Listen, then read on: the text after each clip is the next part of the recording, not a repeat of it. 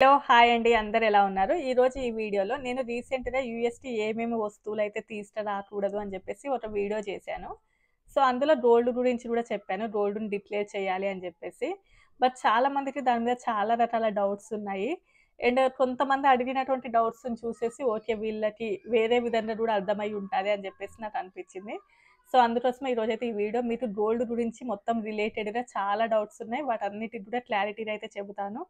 So, ఇంకెవరైనా మొదటిసారి మన ఛానెల్‌ని చూస్తున్నట్లయితే తప్పకుండా సబ్స్క్రైబ్ చేసుకోండి. వీడియోకి లైక్ చేయండి. ఎవరికైనా యూజ్ అవుతదనుకుంటే షేర్ చేయండి. సో, మీరు లైక్ చేయడం వల్ల నా వీడియో ఎక్కువ మందికి రీచ్ అవుతది. ఇది చాలా ఇన్ఫర్మేటివ్ వీడియోస్ కాబట్టి చాలా మందికి కూడా యూజ్ అయ్యే ఛాన్సెస్ ఉంటాయి. మెయిన్‌లీ ఎవరైతే యూఎస్‌టీ రావాలి అనుకుంటున్నారో, ఎవరైతే పేరెంట్స్ అయితే ఉంటారో సో, వాళ్ళకి ఇది చాలా వరకు కూడా యూజ్ అవుతది. ఫస్ట్ థింగ్ మీరు క్లారిటీ రావాల్సింది ఒకటేంటి అంటే యూఎస్‌కి వచ్చేటప్పుడు $10,000 వర్త్ ఉన్నటువంటి మనీ కానీ, గోల్డ్ గాని, ఈవెన్ సిల్వర్ మొత్తం కూడా 10,000 వర్త్ ఉండాలి కదా! అంటే మన ఇండియన్ కరెన్సీలో చెప్పాలి అంటే near to 8,00,000 above. So, 9,00,000 below 8,00,000 above అనుకోండి. సో, అంతవరకైతే మనం తీసుకురావచ్చు కదా! బట్ మా మనవరాలికి మెడలో ఒక హారం చేపిచ్చాను. ఆ హారం విలువ వచ్చేసి రూ. 3,00,000 అయినా కూడా నన్ను కస్టమ్ డ్యూటీ పే చేయమని అడుగుతున్నారు. మా దగ్గర మిగతా డబ్బులేమి కూడా లేవు. అంటే $10,000 వర్త్ అంటే 8,00,000 గదా! మా దగ్గర 3,00,000 ఉన్నటువంటి హారమే ఉంది. మేమెందుకు కస్టమ్ డ్యూటీ పే చేయాలి అని జెప్పేసి. సో, ఈ డౌట్ చాలా మంది లోపల ఉంది.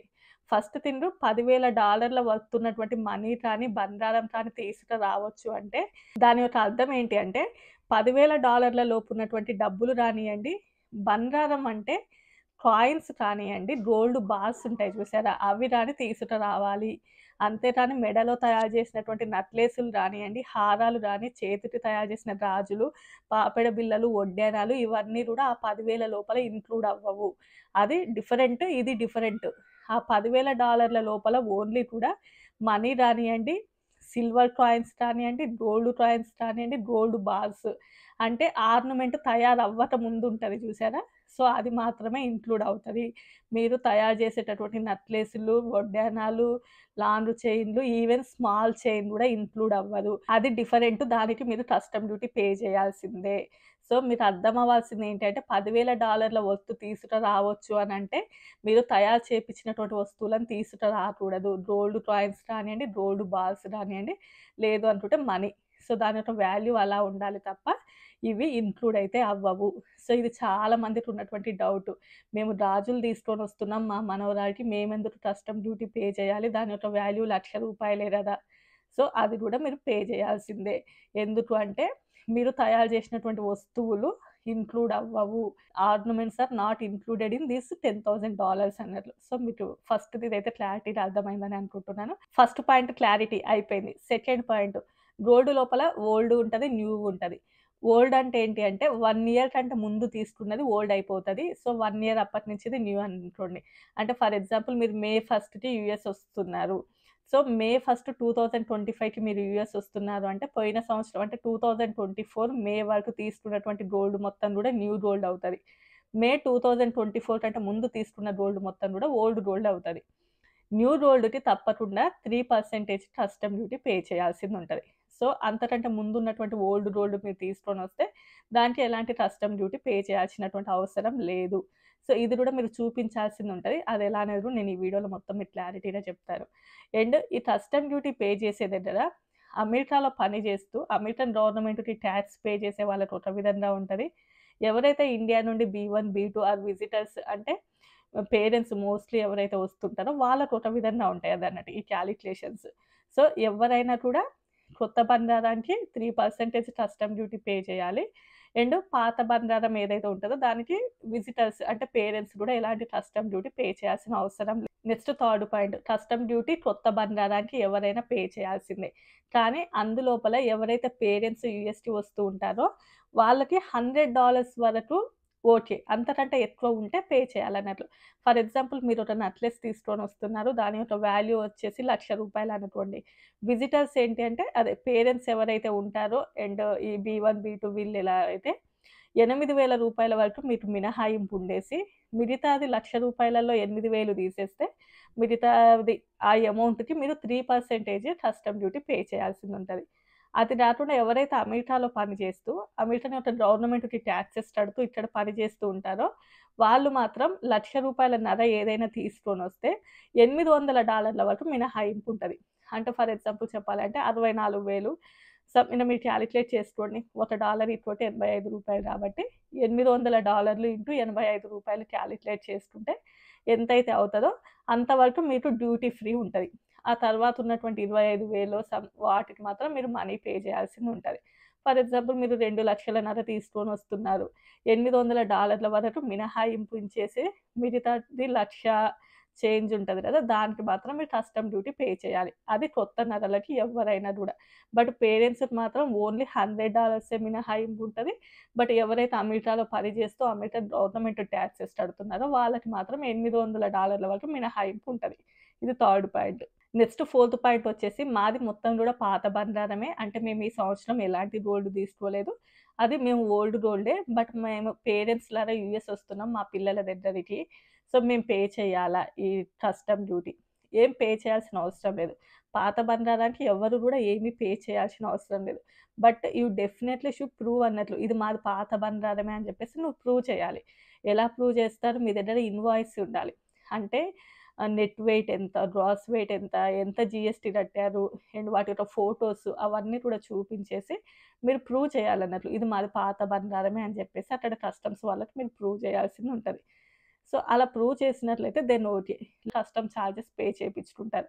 అంటే కస్టమ్ డ్యూటీ మీరు పే చేయాల్సింది ఉంటదన్నట్లు. సో, వాళ్ళు క్యాలిక్యులేషన్స్ ఏసుకుంటారు.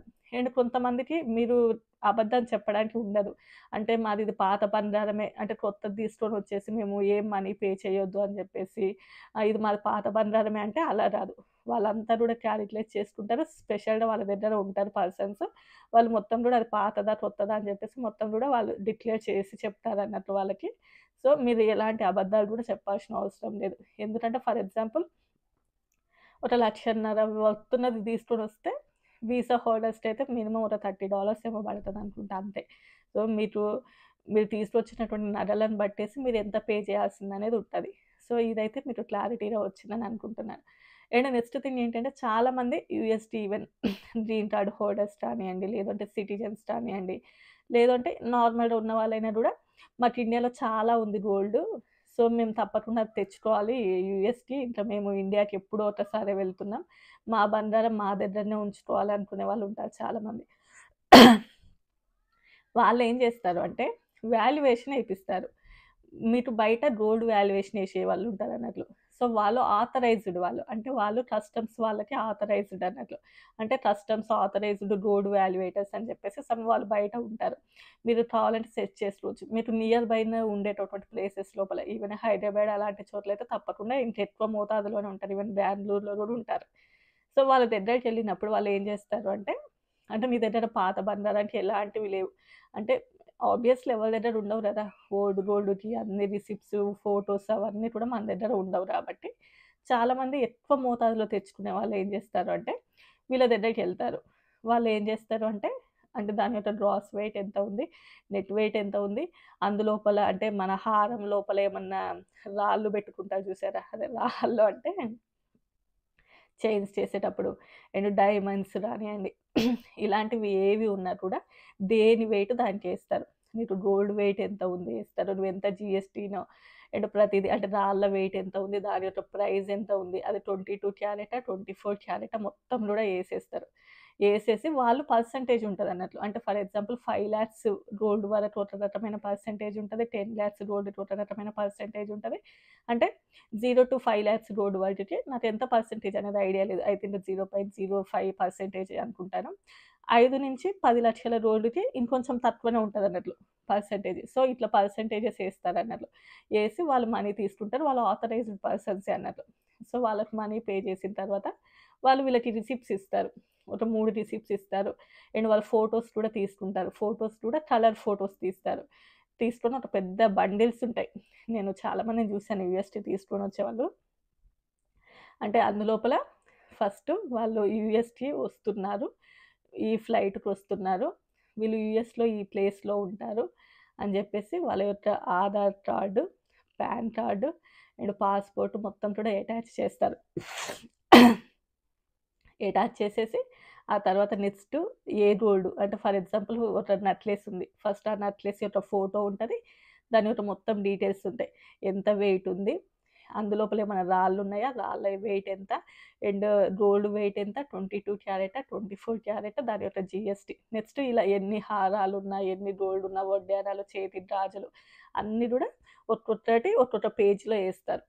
ఏసేసిన తర్వాత మొత్తం ఫైనల్‌గా వీళ్ళు వాల్యుయేట్ చేసినందుకు వీళ్ళకి కొంచెం అమౌంట్ ఎంత తీసుకుంటారో అండ్ గోల్డ్ యొక్క వాల్యుయేషన్ గూడా అంటే 5,00,000, 10,00,000 చెప్పారు గదా! సో, అవన్నీ చెప్పి వీళ్ళకి మొత్తం డాక్యుమెంట్స్ మొత్తం చేసి వాల్యుయేషన్ చేపించినట్లుగా చేసి ఏంటి మీరు కస్టమ్స్ దగ్గర ఒకటివ్వాలి. వీళ్ళ దగ్గర ఒకటి ఉంచుకుంటారు. ఇంకోటి మీరు యూఎస్‌లో ల్యాండ్ అయిన తర్వాత అక్కడ ఒకటి ఇవ్వాల్సిందుంటది.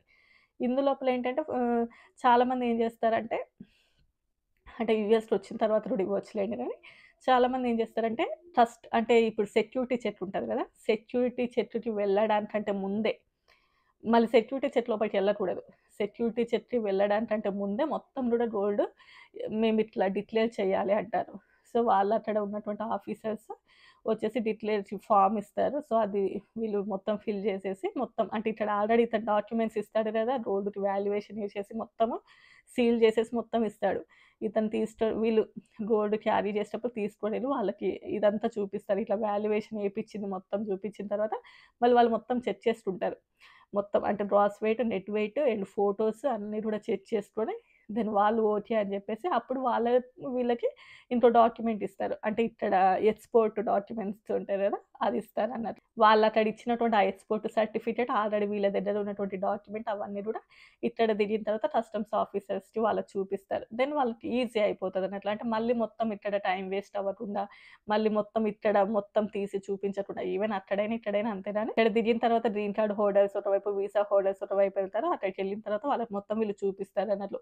ఇగో ఇలా వాల్యుయేషన్ అయిపోయింది, డాక్యుమెంట్ అయిపోయింది. మేము ఆల్రెడీ ముందే ఫర్ ఎగ్జాంపుల్ హైదరాబాద్ ఎయిర్‌పోర్ట్‌లోనే ఇస్తారా? లేదంటే బెంగుళూరు ఎయిర్‌పోర్ట్‌లోనే మేము ఆల్రెడీ కస్టమ్ ఆఫీసర్స్‌కి మొత్తం చూపిచ్చామని జెప్పేసి వాళ్ళు సర్టిఫికేట్ ఇస్తారు గదా! వీళ్ళకి ఆల్రెడీ ఎక్స్‌పోర్ట్ సర్టిఫికేట్.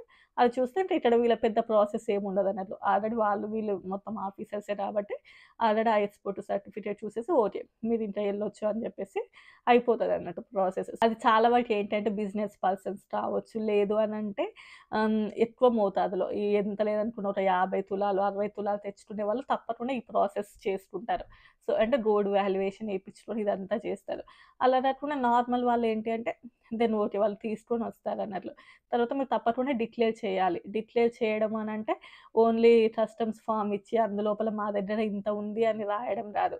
అది రాసిన తర్వాత గూడా నువ్వది పాత బండారమా, కొత్త బండారమా, పాతవైతే నీ దగ్గర ప్రూఫ్స్ ఉండాలి. అంటే ఇన్వాయిసెస్ ఉండాలి. అండ్ ఇన్వాయిస్‌తో పాటు ఆ ఫోటోస్ ఉండాలి. వాళ్ళు నమ్మాలి. అంటే అక్కడ ఉన్నటువంటి ఆఫీసర్స్ మీ బండారం పాతదే అని నమ్మేసి ఓకే. ఇది క్యారీ ఆన్ అని చెప్పాలన్నట్లు. సో, మీరు ఎలాంటి అబద్ధాలు కూడా చెప్పకండి. అరే పెద్ద పోయేదేం లేదు. మహా అంటే ఓ $50, $100 పోతే ఏమైతది కడితే ఆల్రెడీ గోల్డ్ తీసుకొస్తున్నారు కాబట్టి కస్టమ్ డ్యూటీ ఎవరైనా పే చేయాల్సిందే. అండ్ ఇంకా కొంతమందేంటంటే 3 తులాలు, 4 తులాలు అవన్నీ తెచ్చుకుంటారు గదా! సో, వాళ్ళు కొంతమందేంటంటే చెప్పరు. అంటే కస్టమ్స్‌లో అక్కడ గూడా ఏ ఫార్మ్‌లో గూడా మా దగ్గర గోల్డ్ ఉందని ఫిల్ చేయరు. అండ్ చెప్పరు. బట్ చెప్తే మీకే మంచిదన్నట్లు. ఎందుకంటే ట్రస్ట్ వర్తిలాగా ఉంటది వాళ్ళకి. ఏంటి అంటే ఓకే. వాళ్ళు మొత్తం వెతుక్కొని, బ్యాగులన్నీ వెతుక్కొని అంతా చూడకముందే మా దగ్గర ఇంత ఉంది అని జెప్పేసి మీరే ముందు చెప్పినట్లు అవుతదన్నట్లు. సో, ఇట్స్ ట్రస్ట్ వర్తీ మీద ఉంటది గాబట్టి తప్పకుండా గూడా మీరు చెప్పండి. ఈవెన్ మీ దగ్గర ప్రూఫ్స్ ఉంటే తప్పకుండా డిక్లేర్ గూడా చేయండి. లేదు అసలు మేమేం కట్టము అనుకుంటే మీరు ఇట్లా వాల్యుయేషన్ గూడా ఏపిచ్చుకోవచ్చన్నట్లు. సో, అదైనా కూడా చేయాల్సిందుంటది. ఇదంతా గూడా మీ ఒంటి మీద లేని బంగారానికి మాత్రమే. సో, ఇప్పుడు నేను మెడలో ఒక 2 చైన్‌లు, గాజులు, ఓ 3, 4 ఉంగరాలు పెట్టుకొనొచ్చాననుకోండి, వాటికి మీరేమి చూపించాల్సిన అవసరం లేదు. బట్ ఏవైతే మీరు బ్యాగ్‌లలో పెట్టుకొని, డబ్బాలలో, బాక్స్‌లలో క్యారీ చేస్తారు జూసారా? వాటిని మాత్రమే మీరు డిక్లేర్ చేయాలి. ఈ ప్రొసీజర్ అంతా గూడా వాటికి యూజ్ అవుతది గానీ, మీ బాడీ మీద ఉన్నటువంటి గోల్డ్‌కైతే యూజ్ అవ్వదు. అంటే అది ఏం మీరు డిక్లేర్ చేయడం అదంతా చెప్పాల్సిందేమీ ఉండదు. సో, నేనేమంటానంటే ఎవరైనా పేరెంట్స్ గాని యూఎస్ వస్తుంటే వాళ్ళని తీసుకొనొస్తుంటే కుదిరితే అవాయిడ్ చేయండి. అంటే ఎందుకంటే పాపం వాళ్ళకి తెలీదు గదా! నేను ఒక ఇన్సిడెంట్ జరిగింది చెప్తాను. వాళ్ళకి పెద్దగా ప్రాసెస్ ఇదంతా తెలీదు. వాళ్ళకేంటంటే ఇక్కడ వాళ్ళు లేదు మేము ఇంత తీసుకొనొస్తున్నాము కస్టమ్ డ్యూటీ పే చేయాలి అని జెప్తారు ఎయిర్‌పోర్ట్‌లో. చెప్పిన తర్వాత వాళ్ళకేంటంటే నాతో పాటు లాస్ట్ టైమ్ ఒకరొచ్చారు. అక్కడికి వచ్చిన తర్వాత అక్కడ చెప్పారన్నట్లు వాళ్ళకి. మీరు పే చేయాలి అని జెప్పేసి. అక్కడ ఆ ఆంటీ ఏమో వద్దు, వద్దు అని అంటుంది. ఆ అంకుల్‌ని పిచ్చి తిట్టులు తిడుతుంది పాపం ఆయనని. "అసలెందుకు పే చేస్తున్నావు? అమ్మాయి చెప్పింది గదా! ఇదెంత ₹1,00,000 గదా! ఎందుకు పే చేస్తున్నావు? ఎందుకు పే చేస్తున్నావు? బుజ్జమ్మకి ఫోను జెయి, బుజ్జమ్మకి ఫోను జెయి" అని అంటుంది. వాళ్ళు నాతో పాటే వచ్చారు. బట్ నన్ను ముందే వాళ్ళడిగారు. "వీళ్ళు మీ పేరెంట్సా? మీ రిలేటివ్సా? మీరంతా కలిసే వస్తున్నారా? లేకపోతే మీరు ఫ్లైట్‌లో పరిచయం అయ్యారా?" అని జెప్పేసి. మనం అబద్ధం ఏముంది చెప్పడం. నాకు ఫ్లైట్‌లో పరిచయం అయ్యారు. వాళ్ళకి తెలీదంట నాతో పాటు వస్తున్నారు అని జెప్పారు. అని ఫస్ట్ నాది చెక్ చేసుకొని నన్ను పంపించారు. తర్వాత వాళ్ళని మొత్తం చెక్ చేశారన్నట్లు. సో, అప్పుడు ఆ గోల్డ్‌కి మీరు మనీ పే చేయాలి అని జెప్పేసి చెప్పారు వాళ్ళు. చెప్పినప్పుడు ఆవిడ అస్సలు కట్టనివ్వట్ల. "అమ్మాయికి ఫోను జెయి, బుజ్జమ్మకి ఫోను జెయి, బుజ్జమ్మకి ఫోను జెయి" అని అంటుంది. ఆ అంకుల్‌కేమో అప్పడంతలప్పుడు ఫోన్‌లు తీసుకొని అవన్నీ అట్లా చేయకూడదు గదా! బట్ ఆయన కొంచెం తెలివిగా ఆలోచించేసి ఆ అంకుల్ కట్టాడు. ఆ ఆంటీ ఏమో "ఎందుకు కట్టావు? ఎందుకు కట్టావు? ఎందుకు కట్టావు?" అని అంటుంది. "అమ్మ అసలు తెలియని వాళ్ళొస్తే ఇట్లనే మోసం చేస్తారేమో అమ్మ. మా చేత డబ్బులు కట్టించుకుంటున్నారమ్మ" అంటే నేను "ఆంటీ అదే ఒక ప్రొసీజర్ ప్రకారం ఉంటే తప్పకుండా పే చేయాల్సిందే. ఎవరైనా గూడా పే చేయాల్సిందే. మీ అమ్మాయికి ఫోను చేసినా అదే చెప్తది" అన్నా. వాళ్ళ అమ్మాయి ఏమంటుందంటే, ఆ అమ్మాయి యూఎస్‌లోనే ఉంటదంట.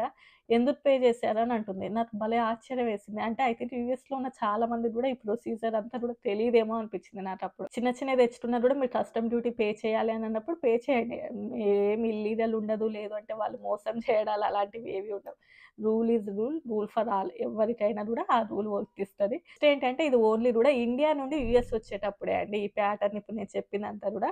మళ్ళీ యూఎస్ఏ నుండి ఇండియాకెళ్ళేటప్పుడు మళ్ళీ ఇదంతా కూడా డిఫరెంట్ ఉంటదన్నట్లు. సో, అది మీకు ఇంట్రెస్ట్ ఉంటే కామెంట్ చేయండి. నేను నెక్స్ట్ వీడియోలో చెప్తాను. ఇప్పుడు నేను చెప్పిన ప్రొసీజర్ మొత్తము గూడా ఎవరైతే ఇండియా నుండి అమెరికాకొస్తున్నారో వాళ్ళకి మాత్రమే. తప్పకుండా నా వీడియోకి లైక్ చేయండి. Bye bye.